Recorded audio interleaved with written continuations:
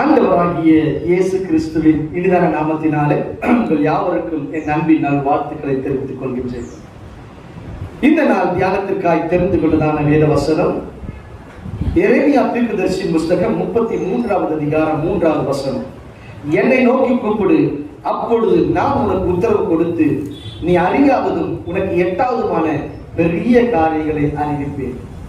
என்னை நோக்கி கூப்பிடு என்று கர்த்தர் சொல்லுகிறார். இது எதை குறிக்கிறது? ஜெபத்தை குறிக்கிறது.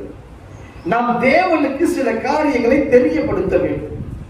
நாம் நினைப்போம் அவருக்கு தான் எல்லாம் அறிந்தவர் அல்லவோ, நாம் எதற்கு தெரியப்படுத்த வேண்டும் என்று சொல்லி.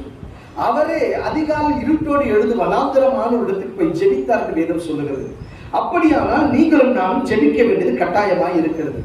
இந்த நாளிலே கர்த்தர் சொல்லுகிறார், உங்கள் ஜெபம் வளரும். கர்த்தருடைய ஆவியானவர் தீர்க்க தரிசனமாய் சொல்லுகிறார், உங்கள் ஜெப வாழ்க்கை வளரும். ஜெபத்தில் வளர்ந்து தேவனுக்கு நாம் காரியங்களை தெரியப்படுத்தும் பொழுது நம்முடைய வீட்டை குறித்தோ, நம்முடைய சுகத்தை குறித்தோ, நம்முடைய வருங்காலத்தை குறித்தோ, நம்முடைய எதை குறித்தாலும் சரி நாம் சொல்ல வேண்டும். நாம் அவருக்கு தெரியப்படுத்த வேண்டும். அறிந்து கொள்ளுங்க தேவ பிள்ளைகளே, நம்ம வீட்டில ஜெப சத்தம் தொனிக்க வேண்டும். இதை அநேகர் சொல்லுவாங்க, என்னை நோக்கி கூப்பிடு, அப்போ நம்ம ஒரு உத்தரவு கொடுத்து அறியாதும் எட்டாவதுமான பெரிய காரியங்களை அறிவிப்பேன்னு சொல்லுவாங்க.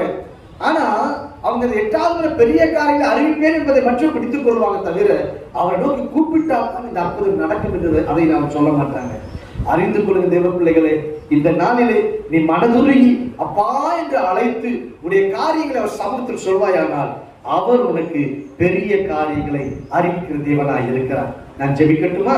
மகா இரக்கமும் கிருபையும் நிறைந்த எங்க நல்ல ஆண்டவரே, ஐயா, பெரிய காரியங்களை உனக்கு அறிவிப்பேன் சொன்னவர் என்னை நோக்கி கூப்பிடு என்று சொல்லி இருக்கிறது. அப்படியா நாங்கள் ஜபத்தில் எவையெல்லாம் முறையிட்டு இருக்கிறோமோ எல்லா காரியங்களை கர்த்தர் செய்தருளும்படியா நான் ஜெபிக்கிறேன்.